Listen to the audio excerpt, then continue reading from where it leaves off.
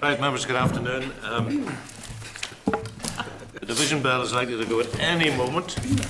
There's one pressing bit of business, so if you don't mind, I'll not stick to the agenda. We have to make a decision about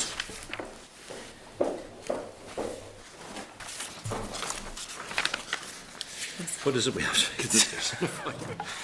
Assembly salary, ombudsman. The committee stage. Yes, the committee stage. Members, as you know, we are the committee stage for the Children's Services Cooperation Bill, and basically, to fit it in and stay true to our commitment to our own work programme, I'm wondering whether you are content to reschedule briefings that we currently have scheduled on victims and begin the evidence session for the Children's Bill on the 4th of March. So that's the first thing. Can we start the evidence session on the Children's Bill on the 4th of March? The consequence will be we knock back our briefing on the Victims' Service by a couple of weeks. That's what I was about to ask, Chair, how long would knock it back for, so it's just a couple of weeks, yeah. Chair, it would knock it back probably until April. I think one of the key things is that the department are likely to come and brief the committee on the 25th of March on the budget. So it might be beneficial to have the victims briefing after the budget because there were concerns about victims' budget as well. So I would be trying to reschedule into April. Okay. I know that's not ideal, Chris, but against that, to get it in before summer recess, the Children's Bill bit, we need to create... Who were the briefings from, Chair?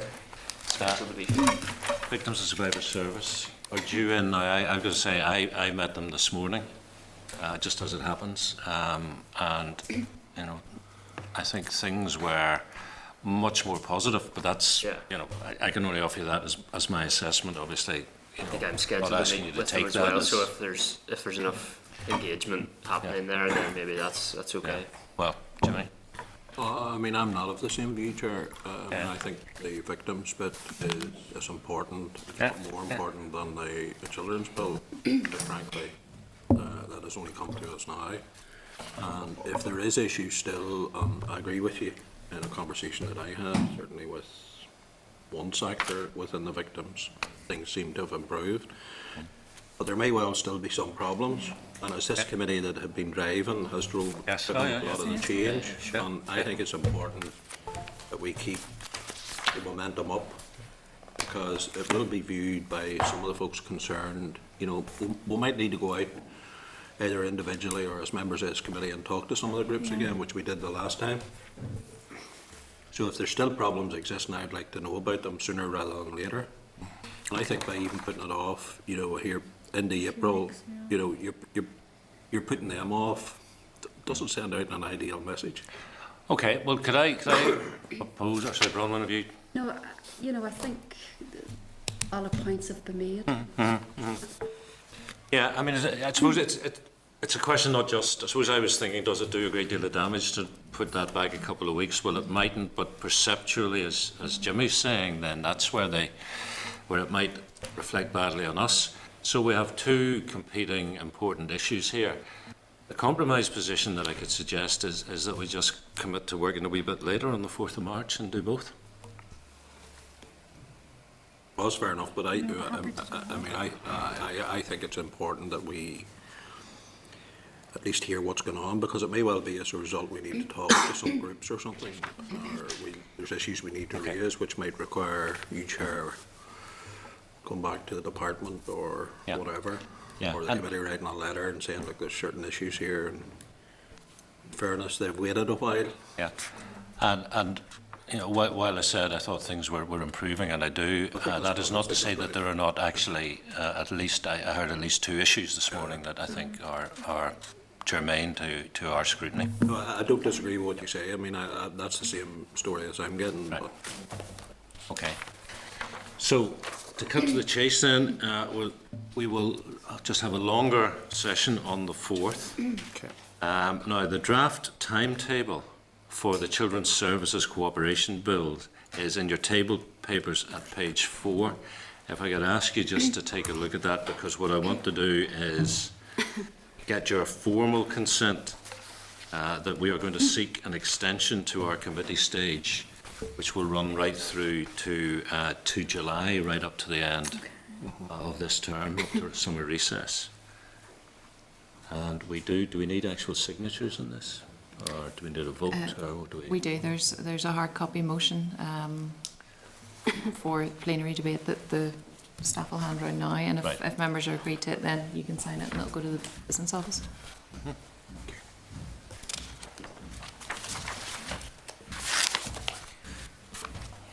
Just while you're having a look at that, Mr. Greenberg, who's joining us later, I met him briefly this morning when he arrived, and he gave me just a hint of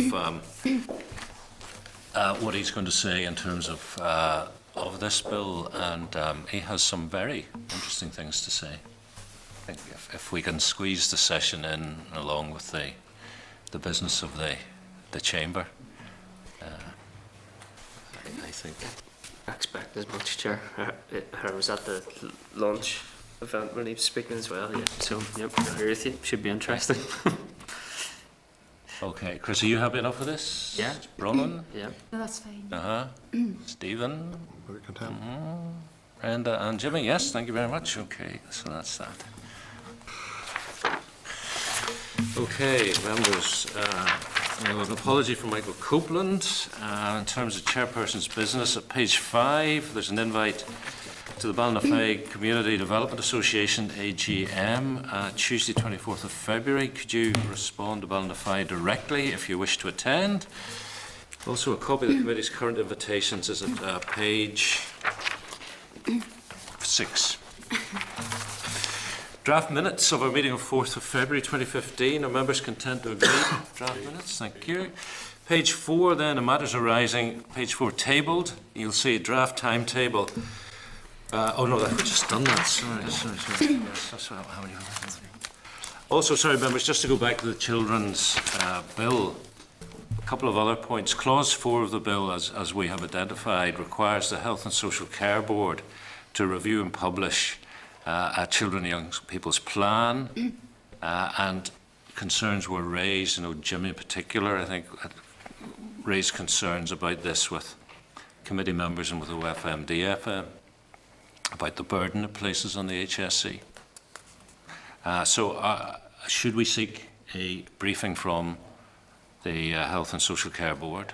I would suggest we do, Makes sense, yeah. because I think, although we would obviously be liaising with the Health Committee on this, we're still going to be in the lead. And just for information, did you get anywhere? Did that progress today about speaking to the clerk? Yeah, I've just spoken to the clerk, so we'll arrange a meeting. What I'm keen to do is that we informally in the background that the clerk liaises with the clerk of the Health Committee, so that as we progress, we are sure that we are going down a road that is likely to gain the support of the Health Committee, and that we don't get to the end of the process and find that there's some sort of tension that has to be resolved that we might have seen earlier.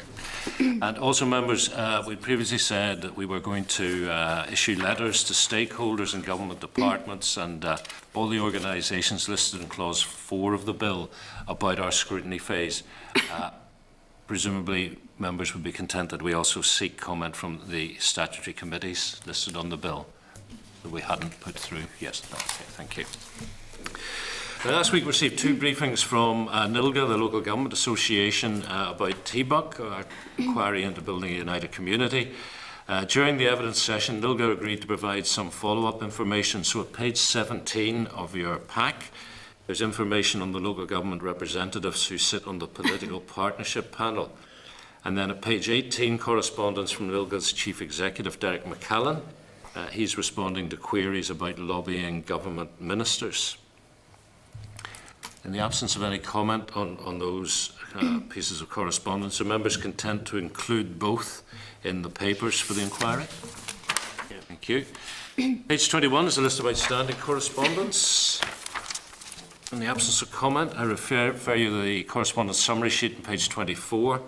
That gives you a summary of correspondence received since last week, and I'll ask, as usual, Cathy to speak to that, but members are obviously clear to raise any other issues they wish from other correspondence. Thanks, Chair. There's just one I'd like to refer members to actually today, is at page 69, and it's a report on the Joint Ministerial Committee in Europe. that was attended by Junior Minister Bell, and it's just to confirm if members are content to forward that on to the relevant statutory committees for information. And that's it, Chair, from me. Okay. Okay, item 6, members. At our meetings of the 10th December and 14th January, we were asked to consider a policy proposal to increase the salary of the Northern Ireland Assembly Ombudsman and Commissioner for Complaints. The proposal was to increase the salary by 1% and backdate that to the 1st of April last. In January, the committee indicated it was content for the rule to be made. So the salaries brackets Assembly Ombudsman and Commissioner for Complaints Order, Northern Ireland 2015, has been laid in the Business Office and is subject to negative resolution. The Examiner of Statutory Rules has not yet reported on this SR, but it's expected to be included in the report due for publication on the 13th of February, and it's anticipated no concerns will be raised. Members, the Clerk's brief is on page 79, cover letter from the Department at page 81, and the statutory rule and explanatory memorandum begins at page 83. Can I ask if members have any objections to the rule that they want to raise before the formal question is put?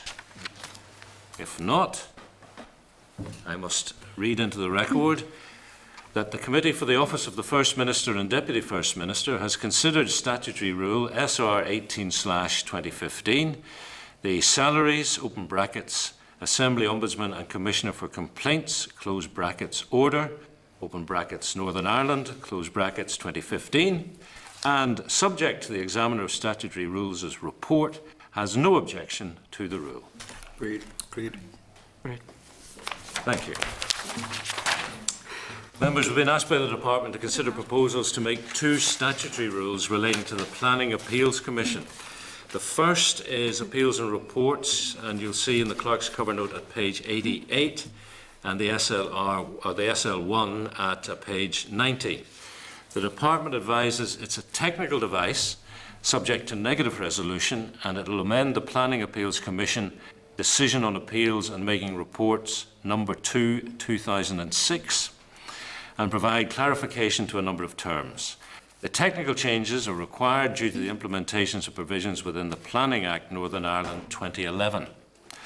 The policy proposal covers 2 areas. First, it makes clear the decisions of the Planning Appeals Commission, which may be taken by a single commissioner, include a costs order, and these costs are intended to provide redress when one party to an appeal has put another party to unnecessary expense due to unreasonable behaviour.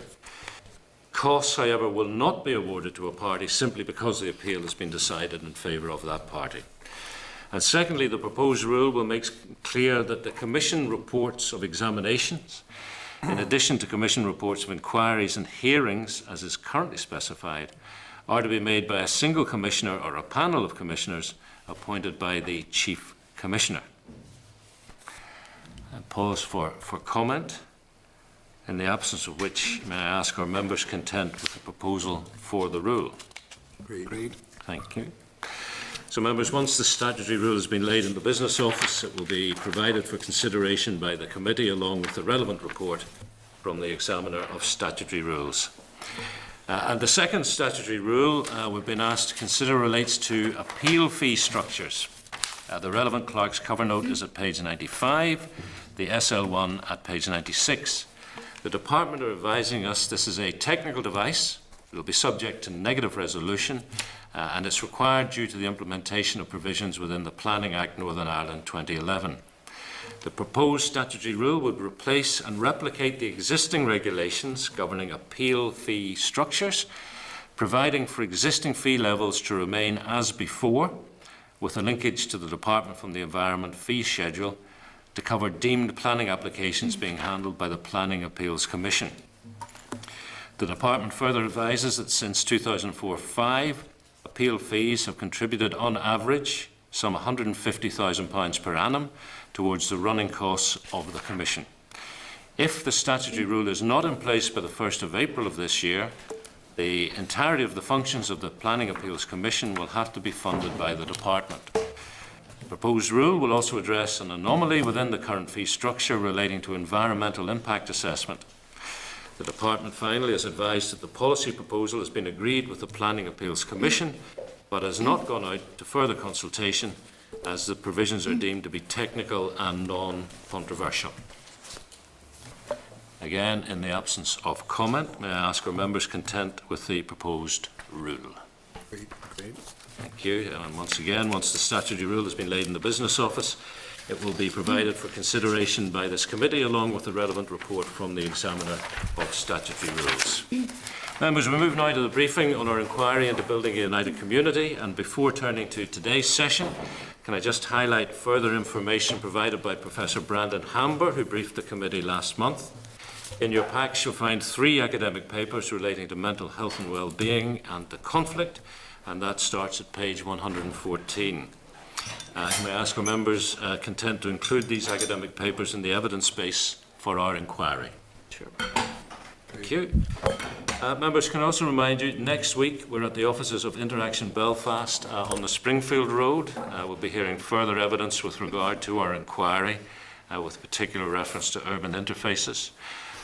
We're due to hear representation from organisations working in Belfast and in Derry/Londonderry. Staff will supply relevant directions and travel information when papers are issued for next week's meeting on Friday. Now, we had discussed the possibility also of going to Suffolk to look at the Community Pocket Plots initiative prior to the meeting.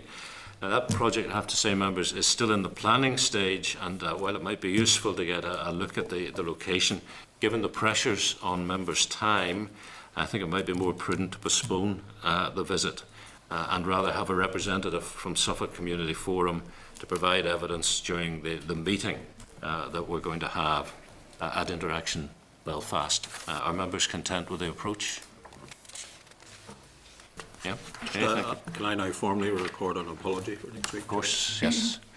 Are we aware of any other apologies? I think Michael Copeland will almost certainly be an apology next week. Any? Don't know. I'm unsure, Chair, but Okay. hope to be there, but I'm just unsure at the moment. Okay. 2 o'clock. 2 o'clock. I think just, we inevitably have members who have other business, but it's important that there's a reasonable turnout for these visits, as I've said. Okay.